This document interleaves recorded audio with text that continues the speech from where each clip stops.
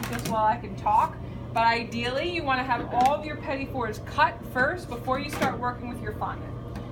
Fondant has to be used when it's ready to go. You can't really heat it up and then let it sit there. You need to set your station up, have all your petit fours ready to go, and then get your fondant to the temperature you need.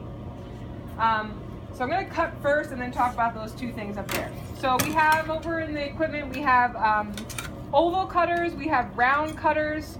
We discussed yesterday what a petit four is. So I really don't want to see petit fours this big.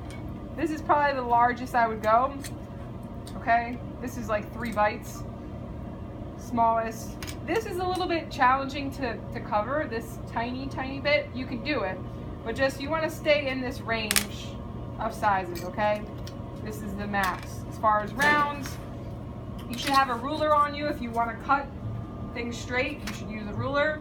You're going to trim off one side as a straight edge if you're doing this. Obviously, if you're cutting circles, you're not going to trim it, you don't have to bother. So I'm going to cut just some squares, okay? The biggest I would go is the ruler width. Again, you could go about 1 inch by 1 inch is also nice. 1 inch by, probably 1.5 inch square is the largest I would go also. Again, it's just a really sweet cake, so you want to try to keep that in mind. After, you're not going to eat that many of these at that size. So I'm just going to cut a couple to demo,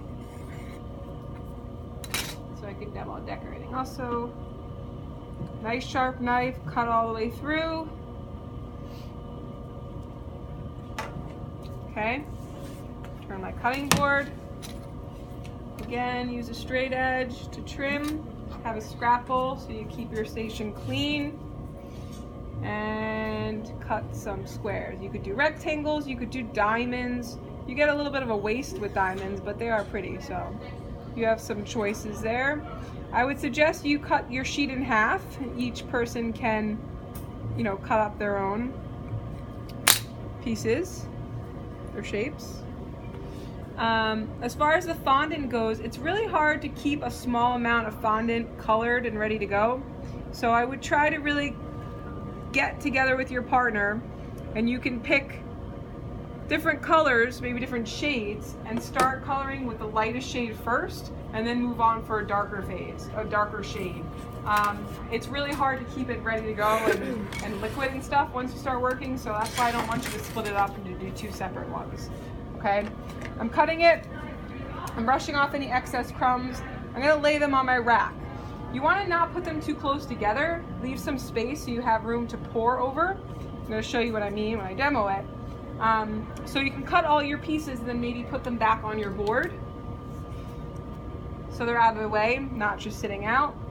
Also, as you're doing these in stages, I would put them back in the fridge or the freezer so that they set up. When the cake gets too warm and you try to glaze with it, it can get very crummy and fall apart on you. So I'm just going to do a couple here. And, oh, thank you. Okay. All right. Doing that, right? We talked about punching. You try to get your best yield off of these when you're punching them out. Okay, you get the gist. So, different rules. So coloring, number 1, coloring. Okay, you want the colors to be appealing. All right, so I know that some people have parties and their theme is purple and silver, and then they want to do petit fours that are purple and silver. Fine, but it's not really the most appealing color to do. So think appealing colors that are easy to eat and light first, right? So if you're doing you want to do yellow and you want to do green, start with your yellow and then you can add the green into it, right? Because we're not dumping that fondant. We have to utilize that fondant. It's very expensive, so we're not going to just color it all purple and then you want to do red. You know what I'm saying? So talk that through. The other thing that's important is using gel colors, so you limit excess water. So you don't want to use a lot of like crappy water